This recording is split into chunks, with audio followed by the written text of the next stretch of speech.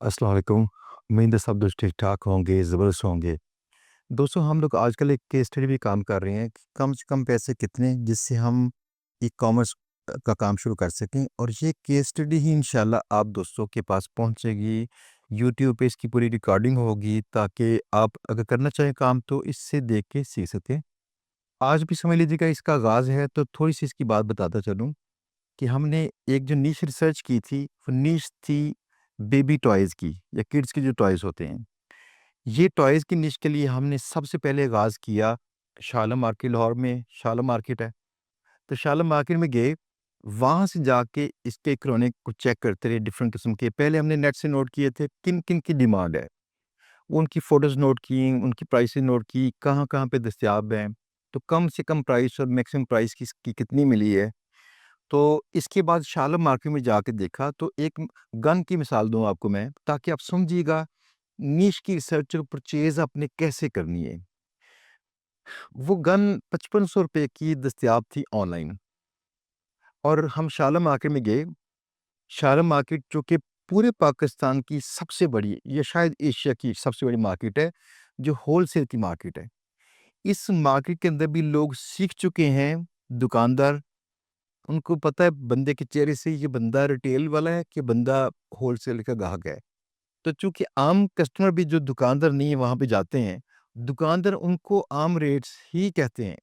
For example जब हमने पता किया उनसे रेट्स का तो वो गन की प्राइस मिली हमें ₹4500 यानी ₹1000 का फ़र्क था, ₹4500। लेकिन यहाँ पे ठहरना नहीं चाहिए, आपको मुसलसल रिसर्च करनी चाहिए कि कम से कम कितने पैसों के अंदर आप वो चीज़ बाय कर सकते हैं। तो इसी दौरान में एक कॉन्फ्रेंस थी मरदान में, मैं मरदान में था अपनी टीम के साथ। मरदान से हमने ट्रैवल किया पेशावर। पेशावर चूँकि मैंने पहले कभी स्टे नहीं किया तो हमने कहा चलें स्टे भी करते हैं। वहाँ चले गए कारखानों मार्केट में। कारखानों मार्केट में जाकर खिलौनों की शॉप्स थीं, तो वहाँ वैसे ही हम चेक करना शुरू हो गए। देखिए तो वहाँ पे दुकानदार ने हमें वही सेम गन ₹3500 में उसने कहा जी ले लीजिए। वहाँ जाके इतना कम रेट और मैं आपको एक बात बताऊँ, उसने हमें बता दिया बाद में कि उसने भी माल शाह आलम मार्केट से लिया है। बहुत सारे लोग जो पेशावर के अंदर कहते हैं कि हमारे पास बाहर से लॉट का माल आता है, इनमें से बहुत सारे लोग बिल्कुल फेक हैं। वो लॉट की तरह बिखरा देते हैं सामान को, लेते शालम मार्केट से हैं, बताते नहीं ऐसे। चूँकि हमारे ज़हनों में बना हुआ है ना ऐसे कि शायद लॉट का माल होगा, तो सस्ता होगा, पायदार होगा, बाहर का होगा, ये होगा। तो वो लोग ऐसे करके बेच रहे हैं इसको। बहरहाल उसे पता चला कि ये शालम मार्केट से ही वो लेके आया है।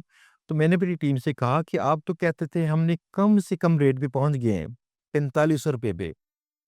ये 3500 पे यहाँ से मिल गई है, तो इससे मुराद है ये गन हमें वहाँ से मिल सकती है मज़ीद सस्ती शालम मार्केट से।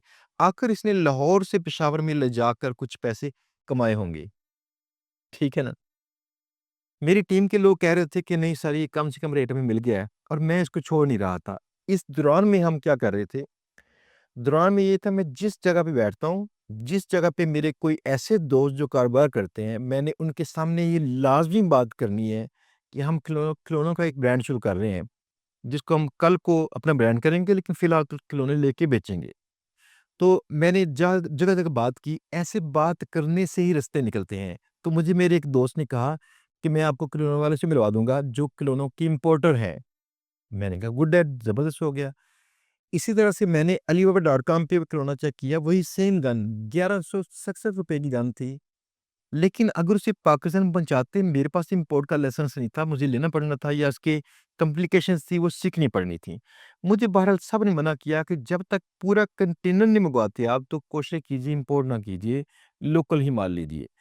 फिर किसी दोस्त ने मेरे लिए ये रास्ता भी निकाला कि अगर आप किसी और के कंटेनर में अपना थोड़ा माल रखवा के लेके आना चाहते हैं, तो ये भी पॉसिबल होगा। लेकिन ऐसी रिसर्च करते-करते यहाँ मिले, वहाँ मिले, ऐसे मिलते-मिलते लोगों से हमने फाइनली एक दुकान पे पहुँची शालम मार्केट में, जहाँ पे लिटरली बंदा बैठा हुआ सो रहा था। क्योंकि उसके पास सिर्फ़ होलसेल ग्राहक आते हैं, रोज़ाना 3, 4, 5 ग्राहक, तो बाकी वो आराम कर रहा था वहाँ पे। वहाँ जाके उससे जब बातचीत की, तो पता चला कि शालम मार्केट की ऐसे डीप जाके गलियाँ हैं, जहाँ पे होलसेल के प्रोवाइडर्स बैठे होते हैं। वो बाहर नहीं बैठे होते, वो आम लोगों को लिफ्ट भी नहीं करवाते।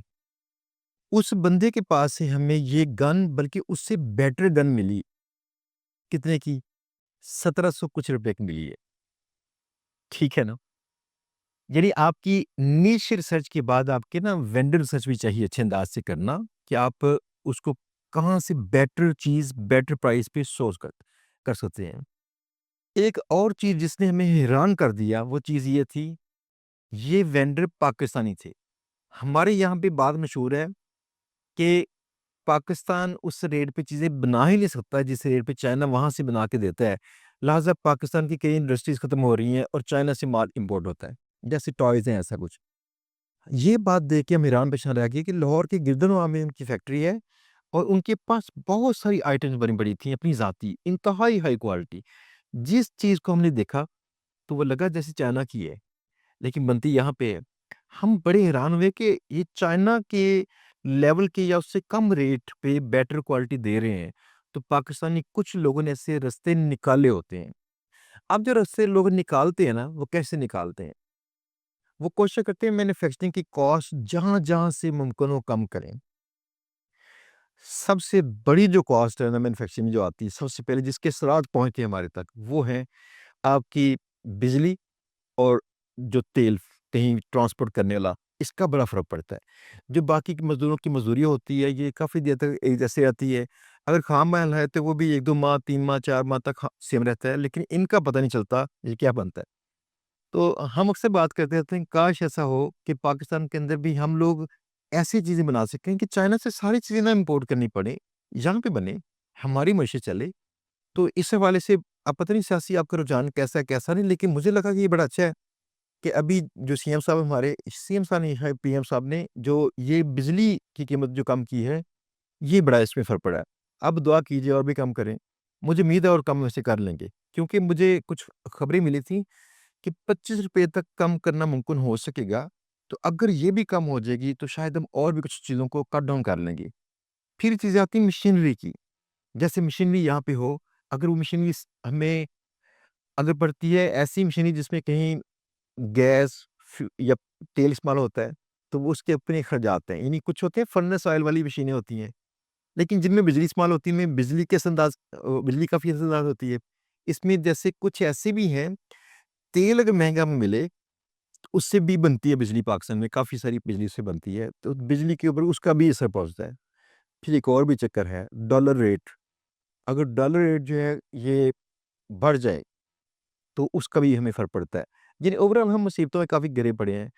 بہرحال میرا ایک فارمولا پتہ کیا ہے کہ آپ کے پاس مصیبتوں کی لائنیں لگی پڑی ہیں، اگر آپ نے رونا ہوگا نا تو 5000 بہانے آپ کے لیے ہوں گے، لیکن اگر آپ نے ہنسنا ہوگا نا تو کوشش کیجیے ہر ایک خوشی کو سیلیبریٹ کیجیے اور اس کو اس انداز سے کیجیے کہ اس کے اندر سے آپ کو کیا مل سکتا ہے، سکون یا کچھ دوسرے فائدے بھی۔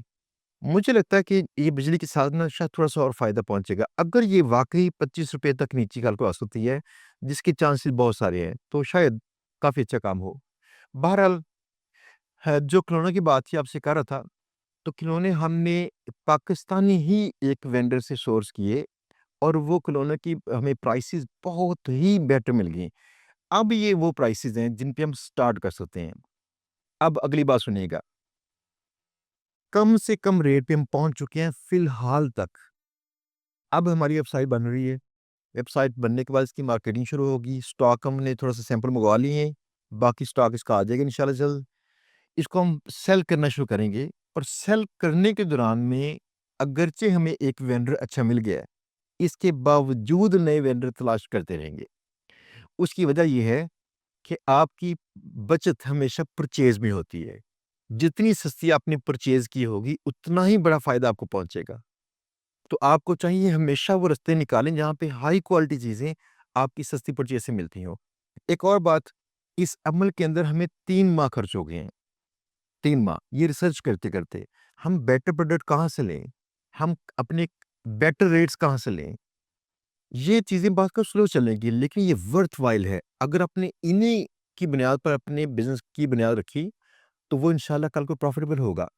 اب ہماری ہر ایک چیز میں معقول ایک منافع موجود ہے، اگلی چیز ہماری اس کو لانچ کرنا، اس کی مارکیٹنگ کرنا، وہ انشاءاللہ بہت جلد ہوگا۔ لانچ کریں گے تو اس سے پروفٹ بھی کمائیں گے۔ दूसरी बात एक और जो आप दोस्तों से करना चाहता हूँ, जैसे आपने देखी होगी मेरी पोस्ट भी आजकल में लगाई थी मैंने कि हमारे कई शागिर्दों ने कोर्सेज़ किए, कोर्सेज़ करने के बाद अमल नहीं किया। आप यकीन जानने का मेरे पॉडकास्ट में चेक कीजिए और इससे हट के मैं कई ऐसे दोस्तों को मिल चुका हूँ, जिनकी डेली की सेल्स 10, 15, 20 लाख होती है, डेली की सेल्स। मुझे कई बार लगता है कि शायद अनवर भाई शायद ठीक ही कहते हैं, वो लेकिन करते तज़हीक हैं, वो कहते हैं गरीब हो। यानी कुछ लोग क्या कहते हैं इतने पैसे आ सकते हैं, झूठ बोलते हो। सच बात ये है कि 1-1 अरब, डेढ़ अरब की सेल कर रहे हैं इसकी सालाना, ई-कॉमर्स वाले, और हमें आज तक इस पे यकीन नहीं आता। है ना कमाल? फिर मुझे लगता है वो इसलिए कहते हैं गरीबो, तानो समझ नहीं आनी। लेकिन एक बात बताऊँ मैं, ये चंद एक नाश्ते हैं नाश्ते, तो मैंने वैसे इस निश को देखा नहीं था, इस निश के अंदर कितना प्रॉफ़िट है। मुझे लगा यार नाश्ते कौन करते होंगे? लेकिन कुछ लोग ऐसा करते हैं कि निश रिसर्च करते हैं जिसकी डिमांड पहले से हो, उसी की प्रोडक्ट्स बेटर बना के अपना यूएसपी डेवलप करके उसको सेल करते हैं।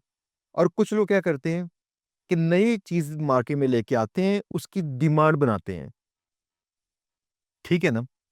डिमांड बनाकर उसको सेल करना शुरू करते हैं। दैट मीन्स जिस नाश्ते की डिमांड नहीं थी पहले, आजकल उसकी डिमांड है। और ये एक जो सेलर है ई-कॉमर्स का, मैं उसको जानता हूँ, वो 2.5 से 3 करोड़ की माहाना सेल करते हैं सिर्फ़ नाश्ते की। इन नाश्तों में जो नाश्ते के पैक्स बन के ये बेचते हैं, 40 से 50% की कम से कम बचत है इनमें। ऐसे की और कई चीज़ें, शहद, देसी घी, शिलाजीत, ये ज़ाफ़रान, क्या नहीं बिकता? इनमें से हर एक चीज़ बताऊँ मैं कि मैंने ऐसे इनके ई-कॉमर्स वाले ये देखे हैं सेलर्स, जिनकी आप देखिए 5-5 ये आइटम्स हैं इनकी, जस्ट इनकी माहाना सेल चेक करें, करोड़, 2 करोड़, 5 करोड़, 10 करोड़। एक स्टोर की 20 से 25 करोड़ भी है ना मज़ा? अब आपका काम है इस पे यकीन करना है, तो कीजिए, नहीं करना तो ना कीजिए, इससे क्या फ़र्क पड़ेगा? पूरी कौम यकीन नहीं कर रही। बस फ़र्क ये है, इसी पूरी कौम ने 50 साल तक यकीन नहीं किया, आज भी आधी कौम यकीन नहीं करती कि हमारे कुछ लोग चाँद पे जा चुके थे। जबकि तरक्की करने वाले लोगों के कई अफ़राद चाँद पे ज़मीनें अपनी बुक कर चुके हैं कि आइंदा हमने जाके रहना है। तो जो यकीन नहीं करता ना, मार वही खाता है। इसके बाद जो यकीन करता है, इल्म हासिल नहीं करता, फिर मार वो खाता है। इसके बाद जो इल्म हासिल करता है और अमल नहीं करता, ये बंदा मार खाता है। और वो बंदा तो वैसे सलाह भी काबिल है, सचमुच। जो इल्म हासिल करे, तजर्बे की भट्टी से ना पकाए। आप कोशिश कीजिएगा, जो आप पास इल्म है, उसको अगर कहीं बरूए-कार ला सकें, तो लाज़मी लेके आइएगा। नंबर 2, अगर आप नया कोई इल्म हासिल कर रहे हैं, तो इस नीयत पे हासिल कीजिए कि उससे साथ-साथ में आप उसका तजर्बा भी करेंगे। वरना वो सेम हाल होगा जो हमारे एफबी कॉमर्स में अक्सरियती लोगों ने कोर्स किया, अमल नहीं किया।